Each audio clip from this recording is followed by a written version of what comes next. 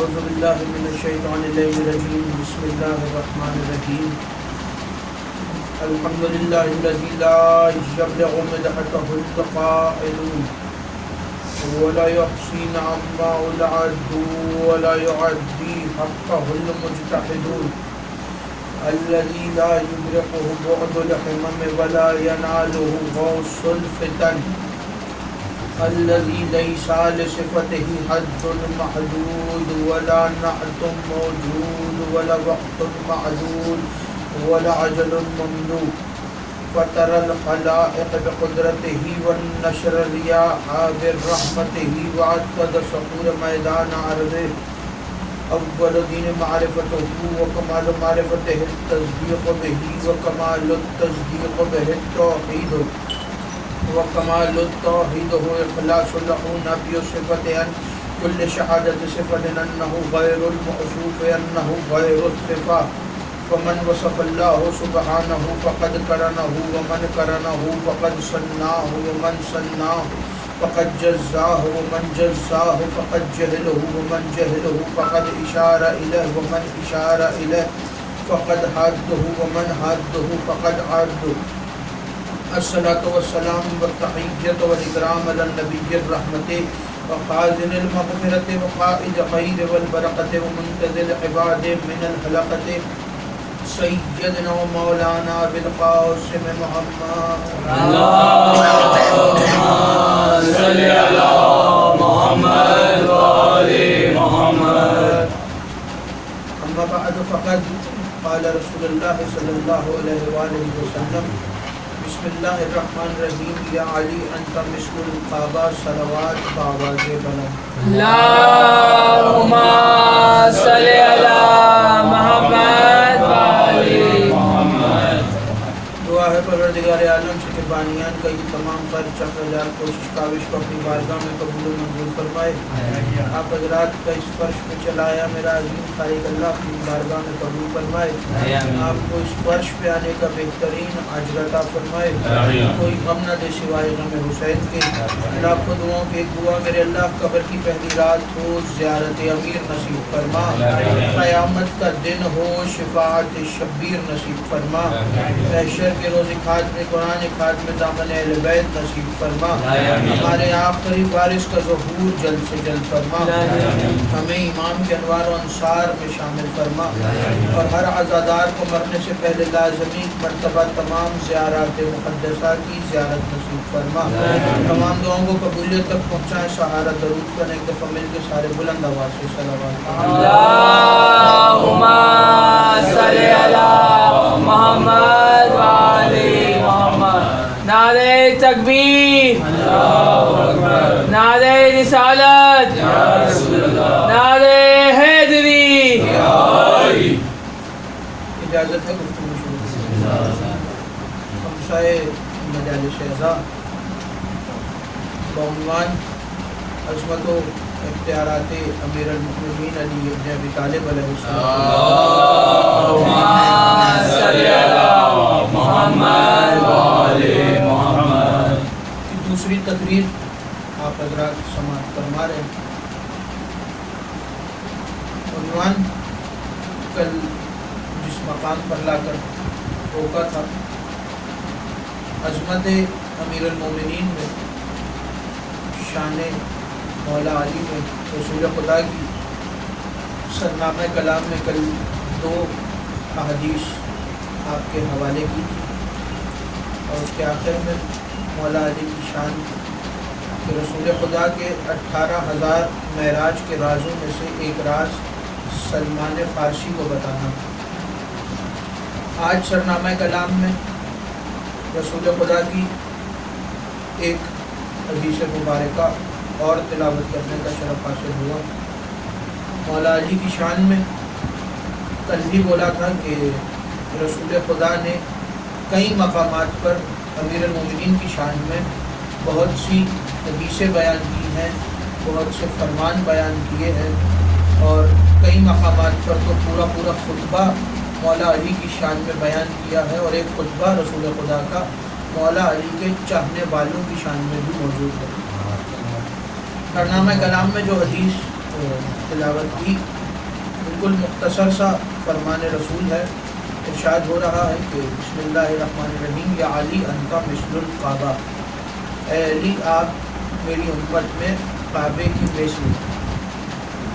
इस मकाम पर कहा रसूल ने, कल फतह मक्का के पर एक गुफ्तगू के ऊपर कुछ जुमले आपके हवाले किए थे, उसी से बात को आगे मुत्तसिल करूँ कि जब मक्का फतह कर लिया और खाना काबा के बुत तोड़ने के बाद रसूल खुदा और मौला अली जब मक्का फतह करने के बाद मक्का के लोगों के दरमियान आए, तो काबे के बुत तोड़ने के बाद जब काबे से बाहर निकले और फिर रसूल खुदा ने हज़रत बिलाल की तरफ देखा, मुअज़्ज़िन रिसालत, मुअज़्ज़िन तौहीद, मुअज़्ज़िन नबूवत हज़रत बिलाल हबशी, उनकी तरफ देख के कहा कि ए बिलाल, फतह मक्का के मौके पर जाओ और जाके काबे की छत पर खड़े होकर अजान दो। काबे की तवज्जो रखिएगा, बात समझ में आए तो इतना ज़रूर बोलिएगा कि पता चले कि खिताब सकीफ़ा के अमीरों से नहीं, फकीर के फ़कीरों से। हज़रत बिलाल से कहा कि जाओ बिलाल, जाके काबे की छत पर आज़ान दो। हज़रत बिलाल काबे की छत पर चले तो गए, लेकिन आज़ान शुरू न की, बल्कि कभी दाएं देखते हैं, कभी बाएं देखते हैं, कभी ऊपर देखते हैं, कभी नीचे देखते हैं।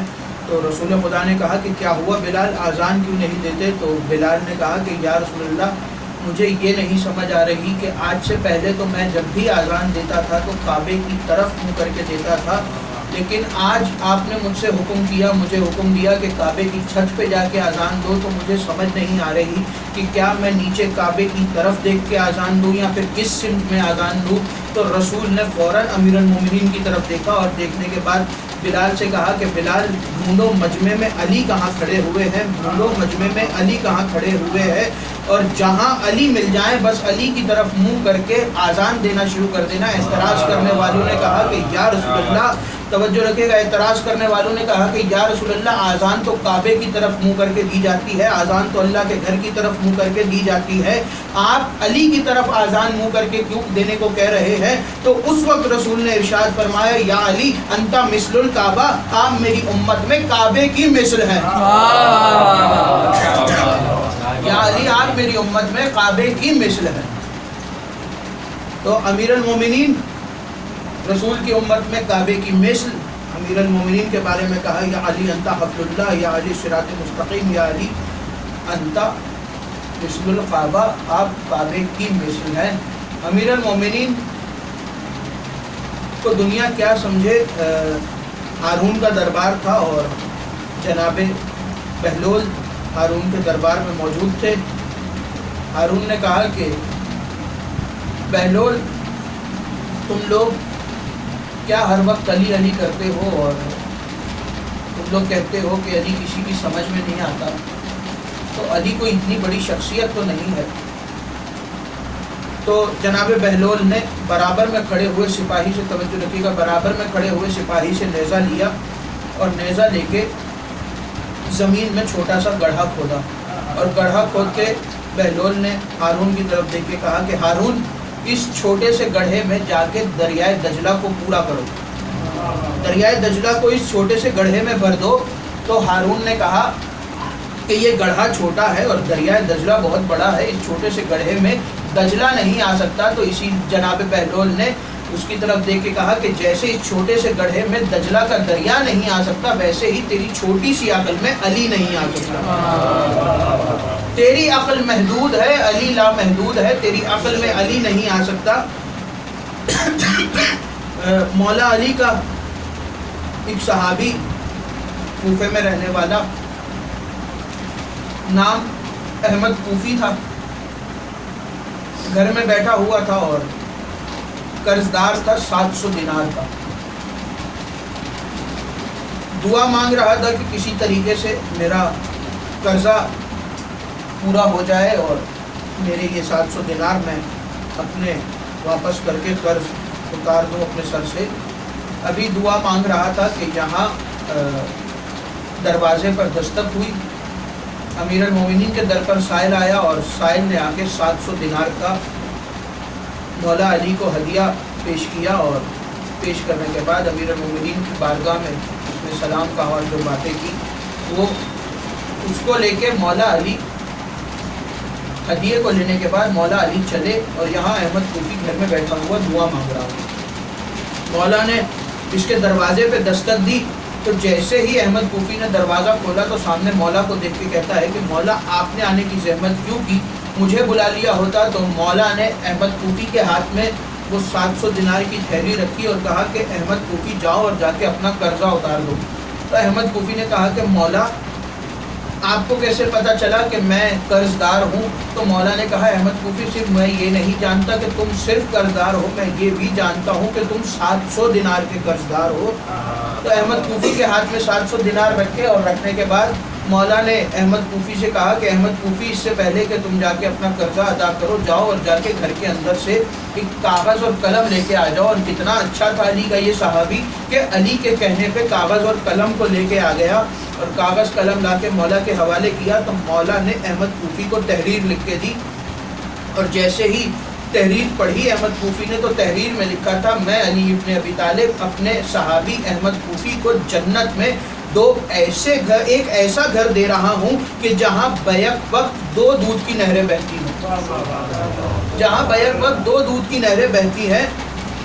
مولا نے احمد کوفی کے حوالے وہ کاغذ کیا اور مولا واپس پلٹے اور احمد کوفی نے دروازہ بند کیا اور خوشی میں آواز گھر والوں کو لگاتا ہوا جا رہا تھا کہ جیسے ہی صحن کے درمیان میں پہنچا اس کے پیر میں ٹھوکر لگی، ٹھوکر لگنے سے زمین پہ گرا تو وہیں روح قبض ہو گئی، زمین پہ گرا تو وہیں روح قبض ہو گئی اور یہ احمد کوفی مر گیا۔ اور احمد کوفی کی زوجہ دوڑتی ہوئی آئی تو اس کے ہاتھ میں تحریر دیکھی اور 700 دینار کی تھیلی دیکھی تو احمد کوفی کی زوجہ نے اپنے بیٹے سے کہا کہ جاؤ اور جا کے دیکھو کہ مولا علی ابھی چند گلیاں ہی گئے ہوں گے، تو جا کے مولا کو بلا کے لاؤ اور مولا سے کہو کہ یا علی ابھی جس کو جنت کی بشارت دے کے آئے تھے وہ جنت کی طرف چل پڑا ہے۔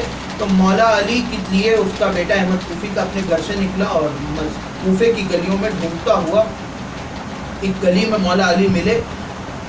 مولا کی ابا کے دامن کو پکڑ کے کہتا یا علی اپنے جس غلام کو آپ جنت کی بشارت دیکھ کے آئے تھے وہ اس دنیا سے رخصت ہو گیا۔ مولا علی واپس آئے، احمد کوفی کا جنازہ ہوا، کفن ہوا، غسل ہوا، کفن ہوا، جنازہ ہوا۔ اب قبرستان کی طرف لے کے جایا گیا اور جب دفن کر چکے امیر المومنین، کتنا خوش نصیب تھا کہ علی نے جنازہ پڑھایا اور علی نے اپنے ہاتھ سے دفن کیا۔ دفن کرنے کے بعد مولا علی نے جتنے لوگ کھڑے تھے سب سے کہا کہ تم لوگ چلے جاؤ، مجھے قبر کے اندر جانا ہے، تم سب چلے جاؤ، مجھے قبر کے اندر جانا ہے۔ سارے چلے گئے، احمد کوفی کا بیٹا وہیں پہ رہا اور احمد کوفی کے بیٹے نے کہا کہ یا علی میں جانتا ہوں کہ قبر کے اندر آپ آتے ہیں اور آپ ہر شے پہ قدرت رکھتے ہیں اور آپ مالک کل ہیں اور آپ مولا دو جہاں ہیں، آپ جو چاہتے ہیں وہ ہو جاتا ہے، لیکن مجھے آپ سے گزارش کرنی ہے۔ تو مولا نے کہا کہ پوچھو کیا پوچھنا چاہتے ہو؟ تو اس نے کہا کہ یا علی صرف مجھے اتنا بتا دیجئے کہ اس وقت میرے بابا کے ساتھ قبر میں کیا ہو رہا ہے، اس وقت میرے بابا کے ساتھ قبر میں کیا ہو رہا ہے؟ تو مولا نے کہا کہ صرف سننا چاہتے ہو یا دیکھنا بھی چاہتے ہو؟ صرف سننا چاہتے ہو یا دیکھنا بھی چاہتے ہو؟ تو اس نے کہا کہ یا علی اس سے اچھی کیا بات ہوگی کہ میں اپنے باپ کی قبر کا حال اپنی آنکھوں سے دیکھوں۔ تو مولا نے کہا کہ اچھا پھر میری دونوں انگلیوں کے درمیان دیکھو اور جو دیکھتے جاؤ وہ مجھے بتاتے جانا۔ احمد کوفی کے بیٹے کے سامنے مولا علی نے اپنی دونوں انگشتوں کو بلند کیا اور مولا نے کہا کہ اب میری انگلیوں کے درمیان دیکھو، اور اس نے دیکھنا شروع کیا اور کہا کہ یا علی میرے بابا قبر میں موجود ہیں۔ اور اب نکیرین آئے اور نکیرین نے سوال کرنا شروع کیے، سوال کر رہے ہیں نکیرین، اور نکیرین نے پہلا سوال کیا اور اب احمد کوفی کا بیٹا مولا علی کو قبر کا حال بتا رہا ہے، اس علی کو جو قبر میں پہلے سے موجود ہے۔ کہنے لگا کہ یا علی نکیرین نے میرے بابا سے سوال کیا کہ من ربوں کا، تمہارا رب کون ہے؟ تو میرے بابا نے جواب دیا کہ میرا رب وہی ہے جو میرے مولا علی کا رب ہے۔ احمد کوفی سے سوال ہوا، وہ کہتا ہے کہ میرے بابا سے سوال ہوا ہے کہ تمہارا نبی کون ہے، تو وہ کہتا ہے کہ میرا نبی وہی ہے جو میرے مولا علی کا نبی ہے، میرا نبی محمد مصطفیٰ صلی اللہ علیہ وآلہ وسلم۔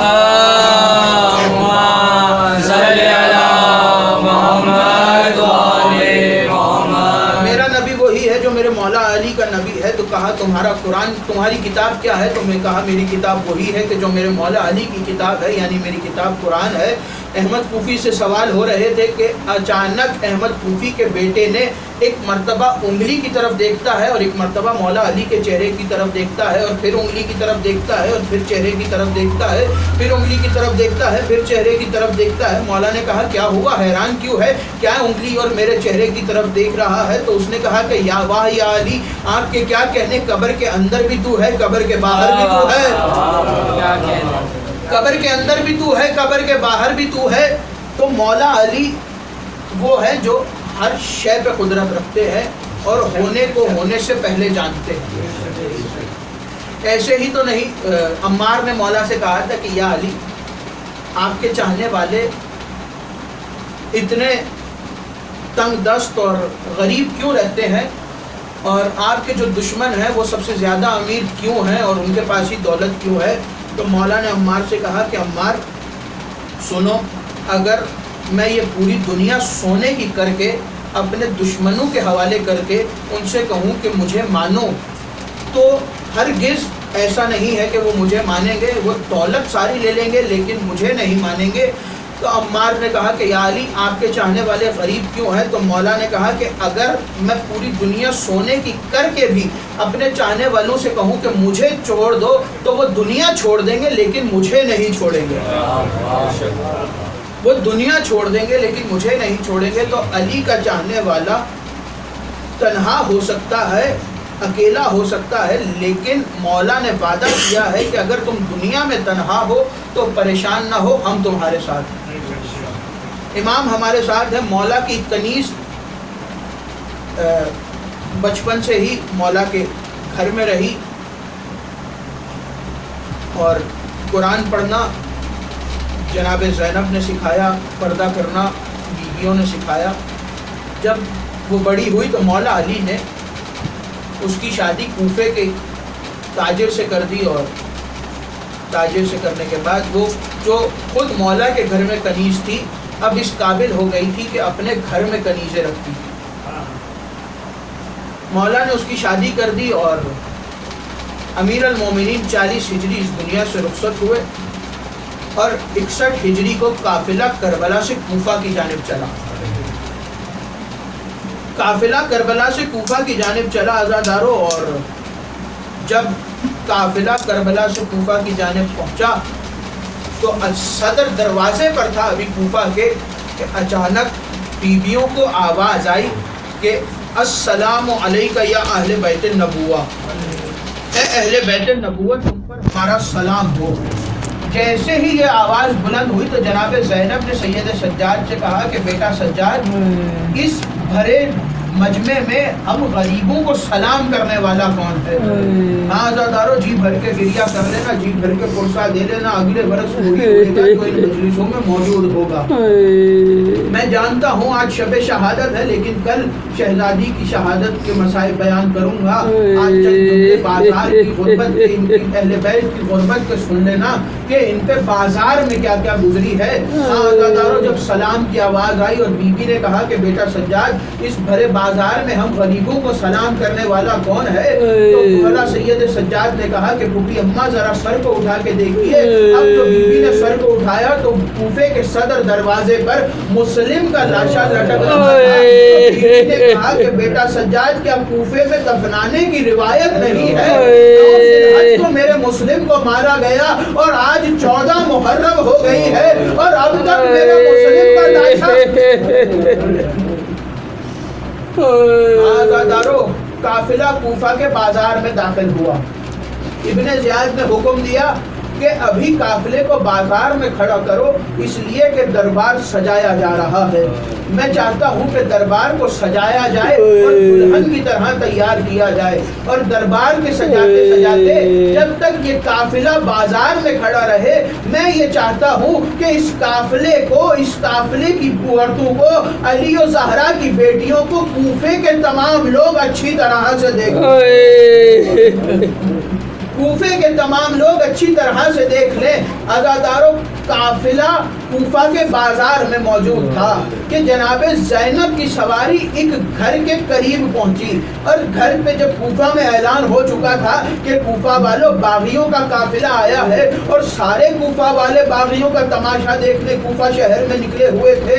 ہاں عزادارو، اسی اثنا میں ایک ضعیفہ اپنے گھر کی چھت پہ تماشا دیکھنے آئی تھی، اور اپنے گھر کی چھت پہ بیٹھی تھی کہ اس نے یہ دیکھا کہ اس کی چھت کے برابر میں ایک اماری آگے رکی، اور اس اماری پہ ایک بیوی اور اس کے ساتھ ایک 4 برس کی بچی بیٹھی، اور دونوں کے ہاتھ پسے گردن بندھے ہوئے تھے۔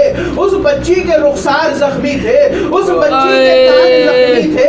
آزادارو، وہ دیکھتی ہے کہ اس بیوی نے اپنے بالوں سے اپنے چہرے کو چھپایا ہوا ہے۔ وہ کہتی ہے کہ اے بیوی، تم کون سے شہر سے تعلق رکھتی ہو؟ وہ کہتی ہے کہ میں مدینہ سے تعلق رکھتی ہوں۔ وہ کہتی ہے، ام حبیبہ کہتی ہے کہ اے بچی، مجھے تم سے کچھ دعائیں کروانی ہیں، اگر تمہیں زحمت نہ ہو تو میرے لیے 2 دعائیں کر دو۔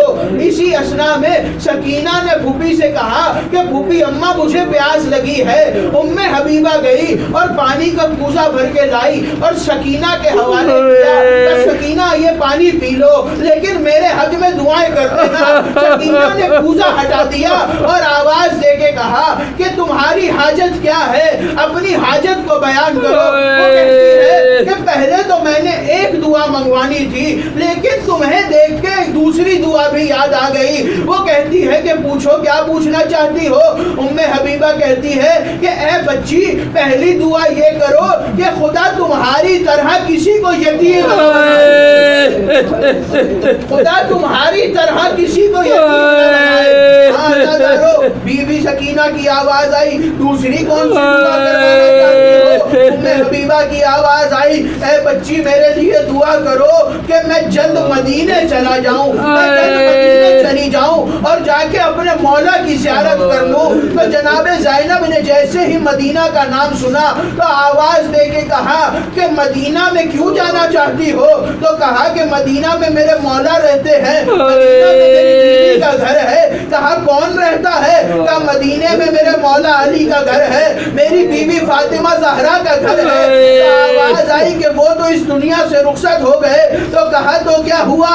ام حبیبہ کہتی ہے تو کیا ہوا؟ مدینہ میں میرے مولا کا بیٹا حسین رہتا ہے، میں اپنے مولا کے بیٹے سے ملنے جاؤں گی۔ میرے مولا کی بیٹیاں رہتی ہیں، میں ان سے ملنے جاؤں گی۔ پہلے تو میں ہر برس جاتی تھی، لیکن جب سے ضعیفی آئی ہے 3-4 برس ہو گئے میں مدینہ نہیں گئی۔ تم دعا کرو میں مدینہ جا کے اپنے مولا کی زیارت کر لوں، اپنی بیوی کی زیارت کر لوں۔